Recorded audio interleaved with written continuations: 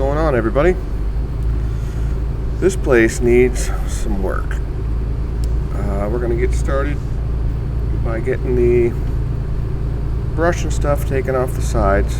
We're going to have to do this job a little backwards today. Usually we do all the ditch work and then do the driveway last, but since I had to hire a sub to haul the material and they can only bring it this morning first thing, they're going to bring it as we are ditching, and we're going to have to drive over the new material, which isn't a big deal, but just not the normal way that I usually do it.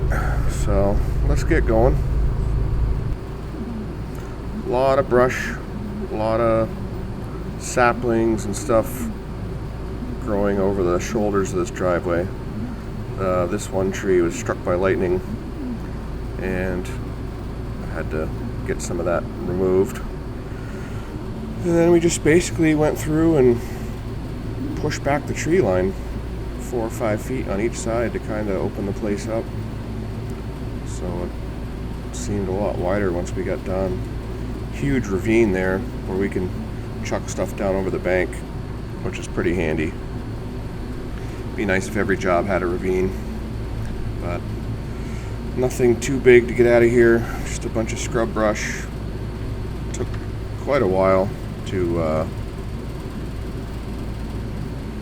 get that all gone and track it up the hill and chuck it down over the bank. But once we get it done, just doing that looked a lot better.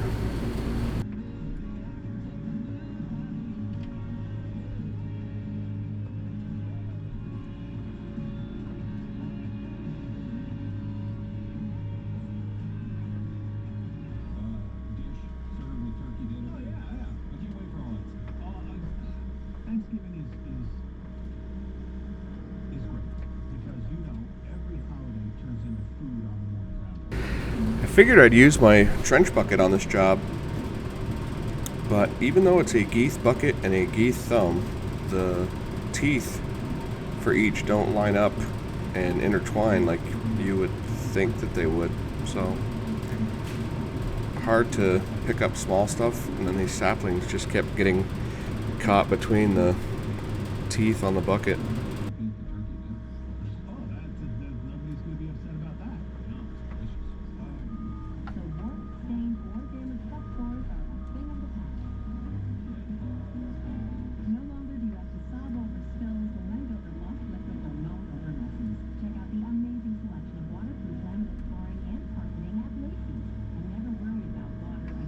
This is actually the second load they brought.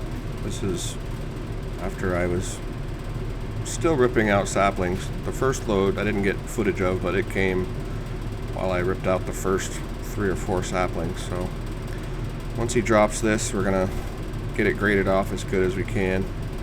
There's actually a telephone line riding the top of that body as he goes down. He picked his dump body up and pushed the telephone line up in the air, and then it rode as he went down through, and then finally he dropped low enough where it sagged back down to where it usually is. So we'll make a few passes on this, get it so it's easily traversable by cars, and then we'll go back to doing the ditch work so that we can get things back on track. We ended up using 3 loads of this plant mix, built it up quite a bit, put a good crown on it. Pretty aggressive crown so that the thing will last a little bit longer than it did before.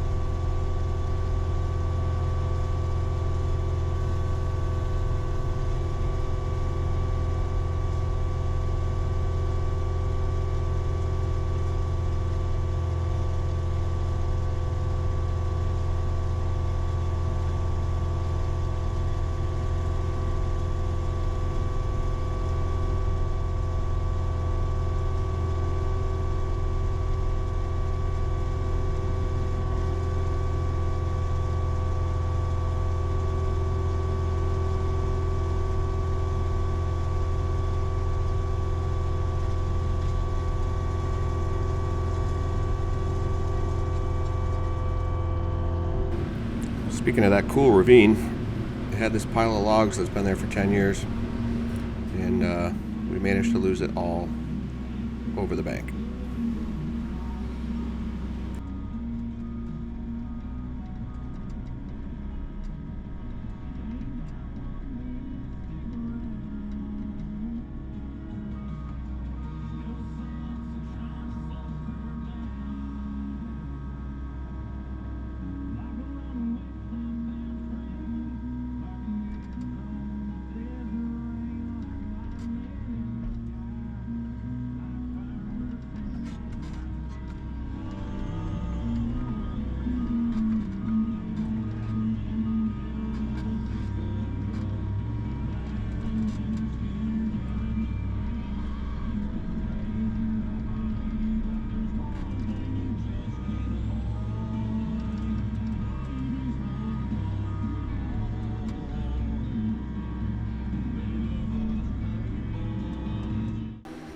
Once we got rid of those logs and the saplings down the sides, we could switch over to the tilt bucket and put a nice ditch on that uphill side.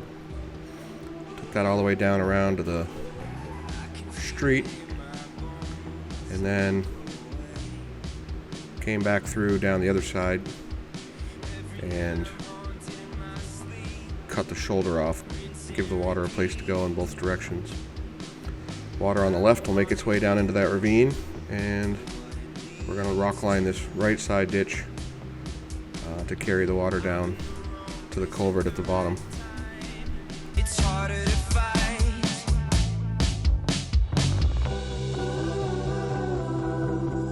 The machine I'm driving listens to the ghost inside me.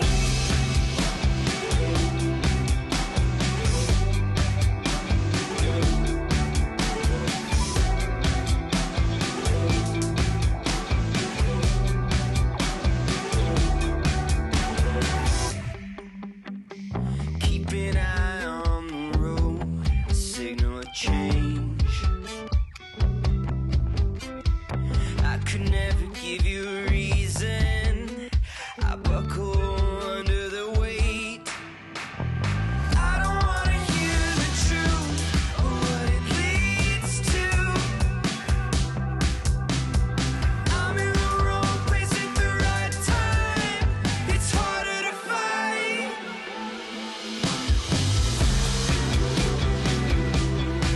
The machine I'm driving listens to the ghost inside me. And when I lose touch, somebody clear the smoke screen between the ghost and the machine I'm driving listens to the ghost inside me.